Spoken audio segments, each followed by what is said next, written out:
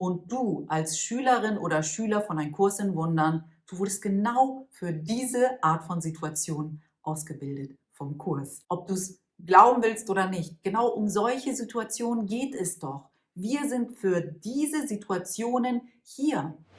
Hi, ich bin Peri Soilu und du bist hier beim Happy Cool Love Podcast, dein Podcast für mehr Lebenssinn, Bewusstsein und Klarheit.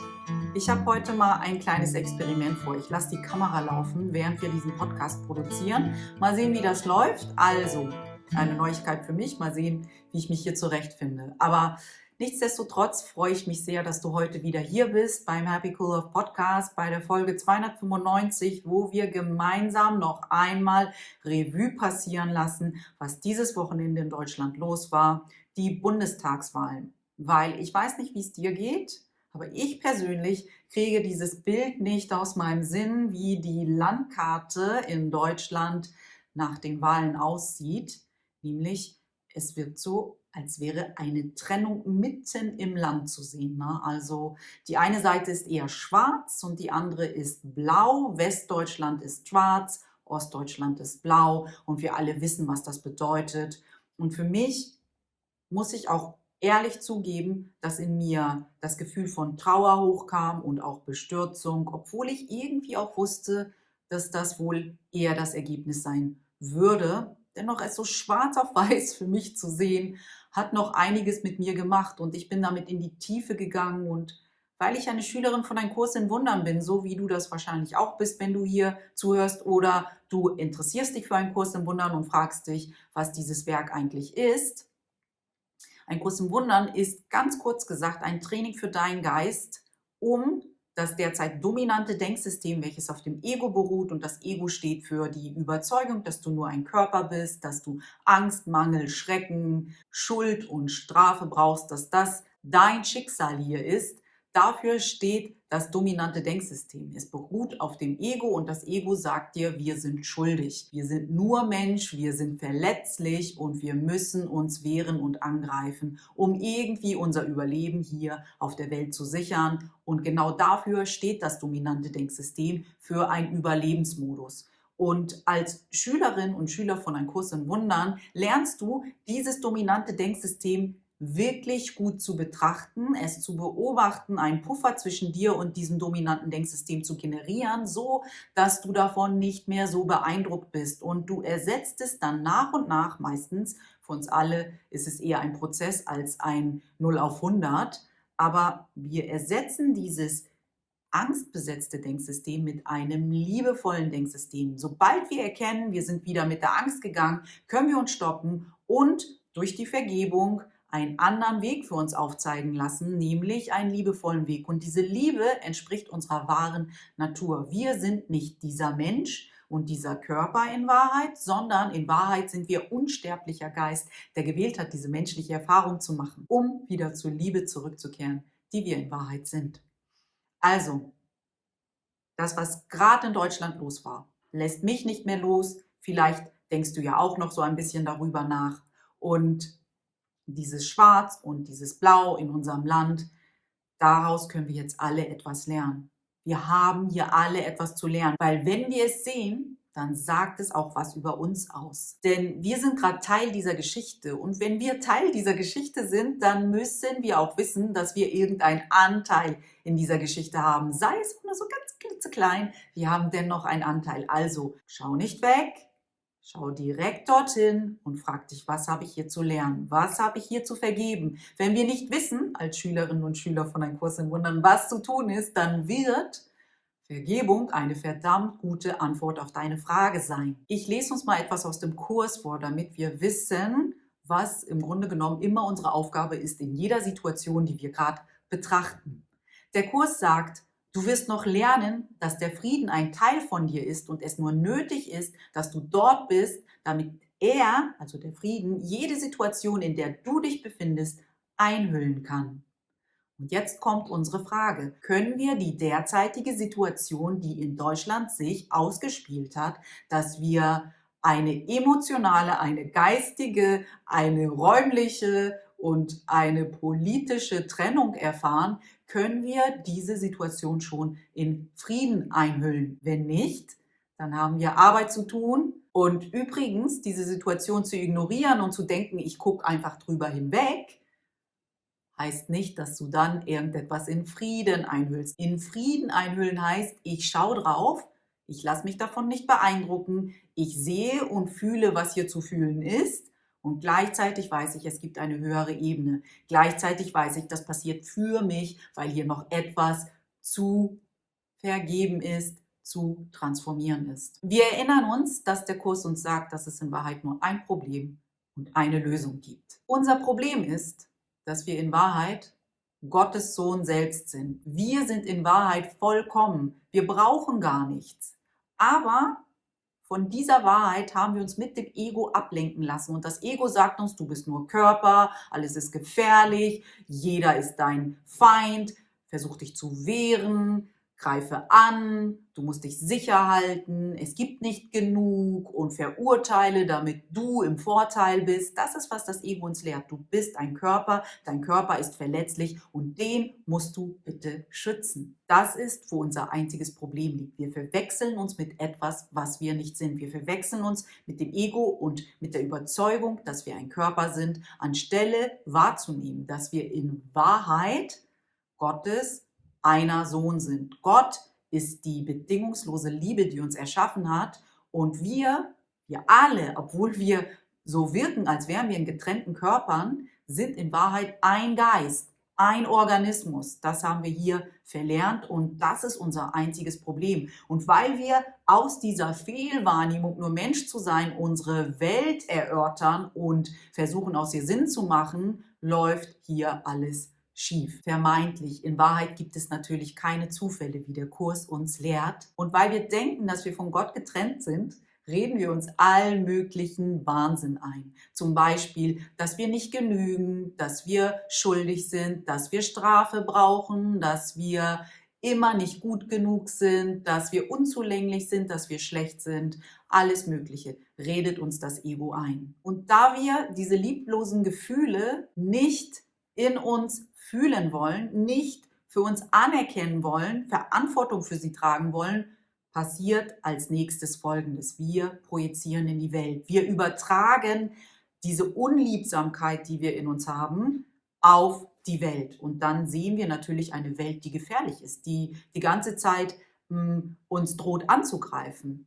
Und das ist die Dynamik, die sich hier ausspielt, wenn wir uns mit etwas verwechseln, was wir in Wahrheit nicht sind. Und mehr oder weniger erleben wir es in verschiedenen Formen. Wir denken immer, es sind verschiedene Probleme, aber alledem, was wir hier gerade leben und was uns nicht gefällt, hat immer nur ein Problem als Ursache, nämlich, dass wir uns mit etwas verwechseln, was wir nicht sind, nämlich ein Mensch, der nur eine menschliche Erfahrung macht, anstelle es höher auszurichten und zu wissen, hey, ich bin eine Seele, ich bin ein unsterblicher Geist, der gewählt hat, dieses Lerninstrument, einen Körper zu nutzen, um diese Erfahrung zu machen. Und letztendlich mache ich diese Erfahrung nur, damit ich zur Wahrheit, die Liebe, die ich wahrlich bin, wieder erwachen kann und mit dieser Überzeugung, mit diesem Bewusstsein durch diese menschliche Erfahrung gehe. Das ist unser Auftrag hier. Und da das Ego unsere menschliche Erfahrung so komplex macht, haben wir immer das Gefühl, hier ist viel, viel mehr los und sind mega überfordert, weil wir wissen nicht, wo wir anfangen sollen.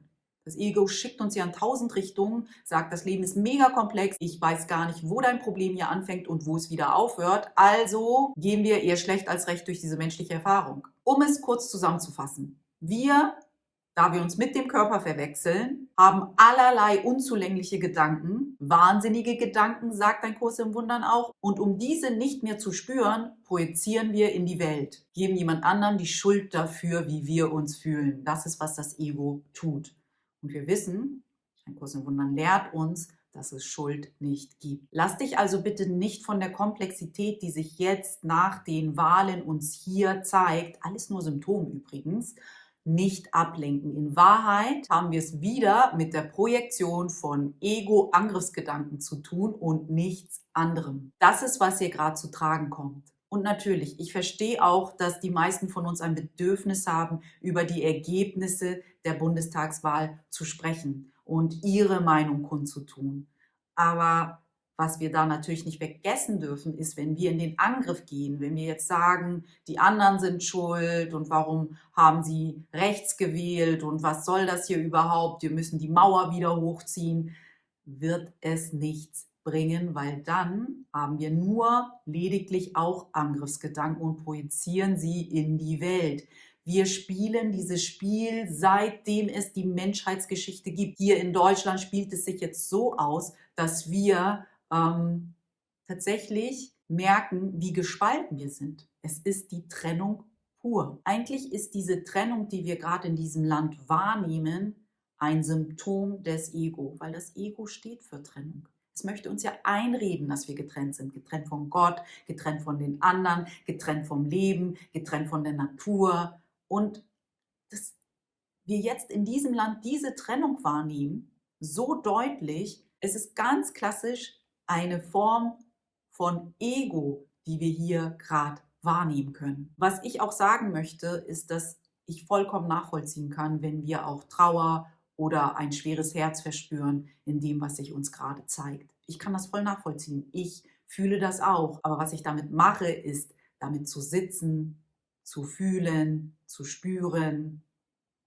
und bei mir zu bleiben. Es nicht wieder in die Welt zu schicken als Projektion, weil damit ist wirklich niemandem geholfen. Schaue auf die Kreuzigung, verweile nicht in ihr und projiziere sie erst recht nicht. Wenn wir uns zu sehr mit den Gefühlen verwickeln, die damit hochkommen und nicht versuchen, auch jenseits dieser Gefühle etwas Höheres zu erkennen, werden wir uns zu sehr in die Symptome verwickeln und dann kommen wir da nicht raus. Und das Ego freut sich natürlich darüber. Das ist dem Ego gerade recht, wenn wir mit den Symptomen abgelenkt sind, aber nie die wirkliche innere Arbeit beginnen. Und du als Schülerin oder Schüler von einem Kurs in Wundern, du wurdest genau für diese Art von Situation ausgebildet vom Kurs. Ob du es glauben willst oder nicht, genau um solche Situationen geht es doch. Wir sind für diese Situationen hier. Der Kurs gibt uns die Mittel an die Hand, hier Vergebung zu üben, damit sich etwas Neues zeigen kann, damit die Gegenwart so genutzt wird, dass wir eine neue Zukunft leben. Weil du kannst doch ganz klar sehen, wenn du ruhig auf die Geschichte Deutschlands blickst, dass sich hier gerade die Geschichte wiederholt. Und wir dürfen dadurch, dass Menschen schon mal für uns eine ähnliche Erfahrung gemacht haben, aus ihren Fehlern lernen und sagen, hey, was haben wir damals im Kollektiv versäumt zu tun? Und was kann ich heute anders tun? Wie kann ich neu wählen, damit sich die Geschichte nicht wiederholt? Wie kann ich die Gegenwart nutzen, damit wir alle insgesamt eine andere Zukunft leben können? Ich versuche jetzt mal für uns die Ost-West-Dynamik ganz simpel runterzubrechen. Was ist hier auf einer Metaebene eigentlich gerade los in unserem Land? Wenn wir die Dynamik so herunterbrechen für Ost und West, dass wir den Osten als ein Organismus, als einen Menschen wahrnehmen und den Westen als ein Organismus, als einen Menschen wahrnehmen, dann können wir sehen, dass der Osten durch seine Biografie ein höchst traumatisierter Mensch ist. Was die Menschen im Osten alles erlebt haben, diese Unterdrückung, die Ohnmacht, dieses Gefängnis, dieses nicht gesehen, nicht gehört, verfolgt sein, das Gefühl zu haben, du kannst niemandem vertrauen, das macht was mit einem. Und das wurde niemals wirklich aufgearbeitet oder im Kollektiv, öffentlich wirklich thematisiert, wie höchst traumatisierend diese Erfahrung gewesen sein muss. Und dann fühlen sie sich weder von uns, dem westdeutschen Organismus, dem westdeutschen Menschen im Kollektiv gesehen und gehört und wahrgenommen oder respektvoll behandelt. Ganz ehrlich, für mich kommt wieder dieses Gefühl von Gleichgültigkeit auf. Wo waren wir im Kollektiv Ostdeutschland gegenüber wieder gleichgültig? Wo kann es sein, dass wir sie nicht gehört, nicht gesehen, nicht gewertschätzt haben? Das kann tatsächlich passiert sein. Und letzte Woche in Happy Cool Love Podcast hatten wir erst über das Thema der Gleichgültigkeit miteinander gesprochen. Übrigens ist die Gleichgültigkeit die Schattenfrequenz des Genschlüssels 16, falls du dich für die Genschlüssel interessierst. Und ich kann eine gewisse Art von Gleichgültigkeit hier erkennen. Und was passiert, wenn ein Mensch sich nicht gesehen und gewertschätzt fühlt? Er wird trotzig. Er projiziert seine Angst wieder in die Umwelt. Er projiziert seine Wut wieder in die Umwelt und versucht irgendwie diese Ohnmacht, die er fühlt, dieses Nicht-Gesehen-Werden, das er fühlt, wieder zurückzuschicken in die Welt. Natürlich wäre das Idealste, dass sich jeder um seine Wunden kümmert, um seine innere Heilung kümmert, aber das passiert ja nicht immer. Jeder von uns muss mal in sich gehen und sich hinterfragen, was habe ich hier zu vergeben in dieser Situation? Was ist es, was ich wieder nach außen projizieren will? Weil kaum wird irgendeine Wut und Ohnmacht auf uns projiziert, ist das Ego natürlich sehr schnell wieder zurück zu projizieren und zu sagen, ich gehe in den Gegenangriff. Was soll das hier überhaupt? Aber so lösen wir das nicht. Wir können das Problem nicht auf der Ebene lösen, auf der es entstanden ist, wie Einstein so schön gesagt hat. Wir brauchen eine höhere Ebene. Wir merken, dass das, was hier gerade passiert ist, wenn wir Ostdeutschland als ein Organismus, als einen Menschen verstehen, dass das ein Ruf nach Liebe ist. Ganz klassisch, wie der Kurs uns lehrt. Was ist hier zu tun? Genau, mit Liebe zu antworten, in das Verständnis zu gehen, zu vergeben, vielleicht auch ein Gespräch zu suchen, vielleicht auch in die Welt zu kommunizieren, wie man das hier auch noch betrachten kann, weil der Gegenangriff, ich werde es dir garantieren, wird uns hier nicht rausführen.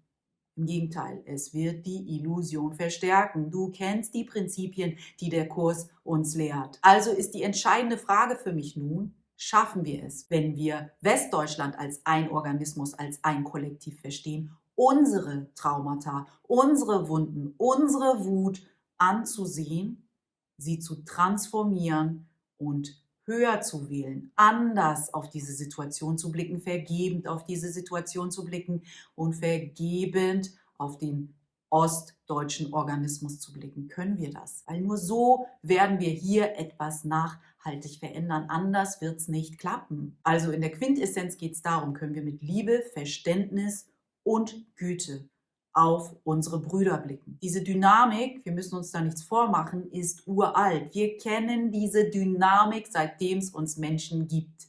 Wir tragen sie hier nur erneut aus in Deutschland in dieser Form, aber lass dich von der Form nicht täuschen, wie der Kurs immer so schön sagt. Es geht um die Essenz und diese Essenz kennst du schon. Angriff, Gegenangriff. Was ist daran neu? Ist doch egal, wie sich Angriff und Gegenangriff verkleidet. Und wenn du diese Dynamik beobachtest, dann hat sie auch etwas mit dir zu tun. Du brauchst da nicht deine Hände in Unschuld zu waschen und zu denken, ja, ich habe damit ja gar nichts zu tun, ich beobachte ja nur. Nein, wenn wir es sehen, ist unser Bewusstsein auch immer noch dort, dass es so etwas wahrnehmen kann, damit du deinen Anteil, der irgendetwas mit dieser Situation zu tun hat, annimmst und für ihn Verantwortung trägst und schaust, was gibt es da noch zu vergeben. Wo muss ich Verständnis walten lassen anstelle von Angriff? Wo muss ich sanfter blicken, anstelle so harsch zu sein? Das sind Fragen, die wir uns alle jetzt stellen können, um wirklich eine Veränderung zu bewerkstelligen. Wende den Kurs jetzt an. Ich glaube wirklich, es war nie wichtiger als jetzt hier in Deutschland, zumindest in meiner Lebensgeschichte, den Kurs anzuwenden. Denn diese Ego-Dynamik von Angriff und Gegenangriff kann ja nur durchbrochen werden, wenn jemand von uns anfängt, höher zu wählen, vergebend zu wählen, sanft zu wählen. Und bevor ich jetzt gehe, und ich hoffe wirklich, dass du irgendetwas für dich aus dieser Folge mitnehmen kannst, wie du mit der aktuellen Situation in Deutschland umgehst als Schülerin oder Schüler von einem Kurs in Wundern. Wir sind doch hier, um genau diese Situationen in Frieden einzuhüllen. Das ist doch der Auftrag. Es geht doch nicht nur um uns allein mit dem Kurs. Aber hier gibt es noch ein Zitat aus dem Kurs für uns, bevor ich gehe. Prüfungen sind nur Lektionen, die du nicht gelernt hast und die dir nochmals dargeboten werden, sodass du dort, wo du vor dem eine fehlerhafte Wahl getroffen hattest, jetzt eine bessere treffen und so allem Schmerz entrinnen kannst, den dir das brachte, was du vor dem wähltest. Unsere einfache Aufgabe Hier ist es, neu zu wählen, wenn das Ego wieder seine alten Versuchungen uns darbietet, um uns darin zu verwickeln, dass wir nur Mensch sind und dass wir Angst haben müssen und dass wir verletzlich sind und dass die anderen uns was wollen, dass wir da immer wieder uns eines Besseren, eines Höheren besinnen und sagen, nein, das ist nicht die absolute Wahrheit. Ich gehe heute nicht mit dem Ego mit. Ich glaube heute den Fake News des Ego nicht, sondern ich weiß, dass ich etwas Größeres bin als nur ein Körper und dieses Größere ist nicht verletzlich. Es ist bereits vollkommen. Es braucht nichts, weil es bereits alles ist. Warum soll ich mich nicht damit zufrieden geben, anstelle dem Ego zu folgen? Warum gebe ich mich nicht einmal mit der Wahrheit zufrieden? Also kann ich neu wählen. Das bietet uns diese Situation. Sie ist nur, wie wir gerade gelesen haben, eine Chance, dass wir diese fehlerhafte Wahl, die wir früher getroffen haben, heute korrigieren können. Wählst du erneut, ist die Frage, wenn du das betrachtest, was du gerade hier in Deutschland siehst. Ich danke dir sehr für deine Zeit und ich hoffe wirklich, dass das, was wir hier besprochen haben, in dir nachwirken kann. Und wenn du deine Gedanken mit mir teilen willst, freue ich mich natürlich. Schreib sie hier gerne in die Kommentare. Ich antworte natürlich gern, wenn ich eine Antwort habe. Ansonsten, pass bitte gut auf dich auf und wir sprechen uns ganz bald wieder. Deine Peri.